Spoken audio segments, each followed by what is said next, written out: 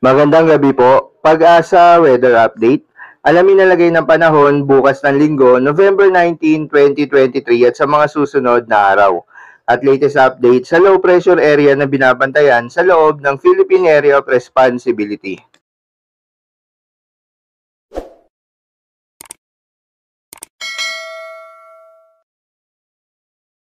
Magandang hapon po sa ating lahat. Alamin natin ang magiging lagay ng panahon sa ating bansa ngayong araw, pati na rin po sa mga susunod na araw. So unahin po muna natin itong low pressure area na currently minomonitor po natin. As of 3 p.m. ay huli itong namataan sa layong 505 kilometers silangan ng Surigao City.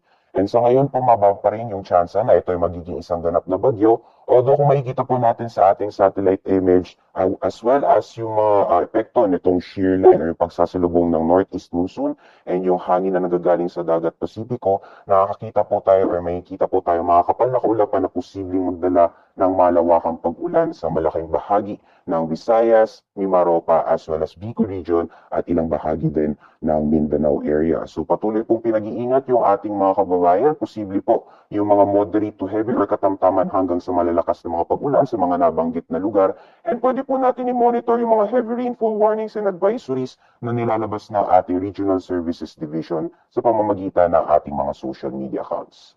Sa lagay naman po ng panahon mamayang gabi hanggang bukas dito sa nalalabing bahagi ng ating bansa, so patuloy pa rin po yung epekto ng northeast monsoon sa malaking bahagi ng Luzon. So makikita po natin magiging maulap pa rin yung papawirin na may kasamang may hinang mga pag-ulan o mga pag-ambon. And for the rest of Luzon naman, generally fair weather conditions, although may mga chance pa rin na mga isolated light rains or yung mga pag-ambon. And then for the rest of Mindanao, particularly dyan sa western sections as well as southern portions ng Mindanao, although nakikita po natin yung bahagyang maulap hanggang sa maulap na kalangitan, meron din po mga tsansa na mga isolated rain showers or thunderstorms. So alamin naman po natin ang magiging lagay ng panahon bukas dito sa Luzon. So currently patuloy pa rin or posible pa rin yung epekto ng northeast monsoon. Magdadala pa rin ng maulap na kalangitan na may kasamang mahihi na mga pag-ulan sa Cagayan Valley, patana sa ilang bahagi ng Isabela. And for larger portions of Luzon, so nalalabing bahagi ng Northern Luzon, Central Luzon, pati na rin sa Metro Manila and Calabarzon area, posible po yung maaliwalas na panahon, may chance lamang na mga isolated na mahihi na mga pag-ulan. And then dulot naman po ng epekto nitong low pressure area, pati na rin ang shear line, patuloy pa rin yung maulan na panahon sa malaking bahagi ng Mimaropa, pati na rin sa Bicol Region. Kaya patuloy pong pinag-iingat yung ating mga kababayan dahil posible po yung mga pagbaha o mga landslides na dulot ng malawakang pag-ulan. Sa agwat naman ng temperatura sa mga piling syudad sa Luzon, sa Lawag maglalaro mula 25 to 33 degrees Celsius, 28 degrees Celsius maximum temperatures para sa Tugigaraw at 16 to 25 degrees Celsius agwat ng temperatura para sa Baguio. For Metro Manila area naman, maglalaro mula 23 to 31 degrees Celsius, 25 to 29 degrees Celsius sa Legazpi City, and 22 to 27 degrees Celsius para sa Tagaytay.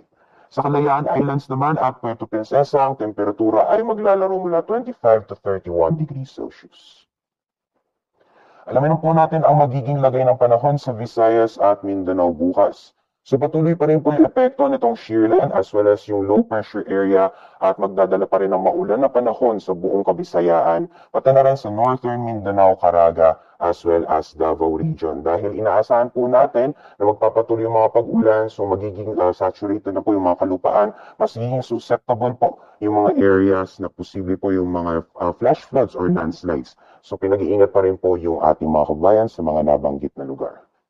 Sa western sections naman ng Mindanao, magpapatuloy pa rin yung mainit at malinsangang panahon. May mga chance pa rin ng mga isolated rain showers or thunderstorms. Kadalasan po yan sa hapon or sa gabi. Sa agwat naman po ng temperatura sa mga piling syudad sa Visayas, for Iloilo maglalaro mula 25 to 30 degrees Celsius, 29 degrees Celsius maximum temperatures para sa Cebu at Tacloban. Sa Cagayan de Oro naman, maglalaro mula 25 to 30 degrees Celsius, 25 to 34 degrees Celsius sa Zamboanga, at sa Metro Davao naman maglalaro mula 25 to 31 degrees Celsius.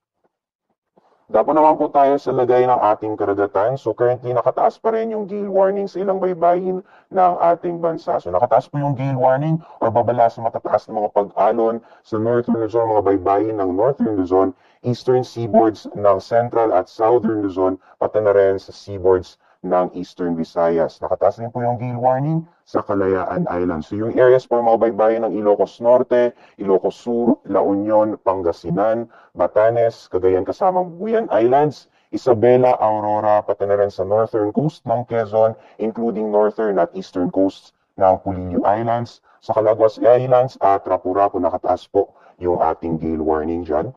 And then sa mga baybayin naman po ng Bulusan, Barcelona at Gubat, pati na rin po sa Prieto Diaz, sa Sorsogon, northern at eastern coast ng Catanduanes, nakataas din po yung gale warning, as well as sa northern and eastern coast ng Northern Samar and yung eastern coast ng Eastern Samar, pati na rin po yung mga baybayin sa Kalayaan Island. So ibig sabihin po nito, magdelikado pong pumalaot, palalong-lalo na sa may mga maliit na sakyang pandagat. Kaya patuloy po yung ating pagpayo sa ating mga kababayan, mangingisda, pati na rin yung may maliit na sakyang pandagat na kung maaari ay wag po muna tayong pumalaot. So magiging lagay naman po ng panahon sa darating na Lunes hanggang Wednesday. So for Metro Manila area, magpapatuloy pa rin yung generally fair weather conditions for the next 3 days. And then yung agwat naman ng temperatura, maglalaro mula 24 to 32 degrees Celsius. Sa Baguio City, ganyan din, fair weather conditions, mostly mga pag-ambon ang mararanasan. And then agwat ng temperatura, maglalaro 16 to 25 degrees Celsius. Para naman sa Legazpi City, posible pa rin magpapatuloy yung epekto nitong shear line as well as low pressure area. So makakaranas pa rin po tayo ng mga pag-ulan hanggang sa Tuesday. And then by Wednesday naman po improving weather conditions po tayo makaka-apekto yung hanging amihan. So mostly may hina mga pag-ulan ang mga pag-ambon ang mararanasan. And then sa agwat naman po ng temperatura, for Monday and Tuesday, maximum temperature sa abot ng 29 degrees Celsius. And for Wednesday naman, agwat ng temperatura ay 25 to 31 degrees Celsius. Sa Metro Cebu naman, patuloy din po yung epekto nitong shear line as well as low pressure area. So posible pong makaranas pa rin ng mga pag-ulan hanggang sa susunod na mga araw. Agwat naman ang temperatura 25 to 30 degrees Celsius. For Metro Davao naman, patuloy po yung epekto nitong low pressure area by Monday and improving weather conditions na po tayo ng Tuesday hanggang sa mga susunod na araw na po yan. Agwat ng temperatura 25 to 33 degrees Celsius.